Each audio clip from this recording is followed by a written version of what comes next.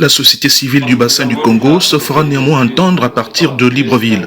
6 ans après la conférence de Paris, les promoteurs de l'économie verte en Afrique centrale mettent la pression sur la communauté internationale pour qu'elle concrétise ses promesses d'aide en faveur des pays en développement, connus pour leurs efforts en matière de préservation de l'environnement. Heureusement, les 100 milliards de dollars prévus chaque année n'arrivent pas dans nos États et la pauvreté continue à s'accroître. Pour le cas du bassin du Congo, particulièrement le Gabon, comme notre pays, il y a un défi énorme, c'est celui du conflit homme-faune. Les conditionnalités au niveau du Fonds mondial climat sont telles que les pays en développement et en voie de développement ne peuvent pas les accéder. Et si vous voulez accéder, vous êtes obligé de faire encore recours aux experts des pays du Nord. Et donc ça ne sert qu'à eux-mêmes.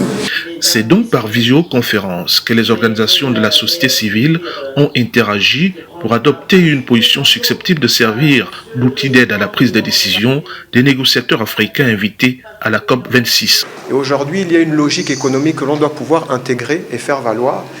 Et la société civile, dès lors qu'elle arrive à s'organiser, dès lors qu'elle arrive à faire valoir sa compétence et sa proximité avec certains groupes de population, arrive à faire en sorte que les réalités locales soient prises en compte dans l'élaboration des stratégies nationales, des stratégies sous-régionales et des stratégies internationales, de sorte à ce qu'il n'y ait pas d'angle mort dans la constitution de ces stratégies. Un rappel, pour juguler le conflit homme-faune, le gouvernement gabonais a prévu dans la loi de finances 2021 un montant de 1,6 milliard de francs CFA. Selon les autorités, cette aide servira à concilier politique agricole et politique environnementale pour le bien des populations.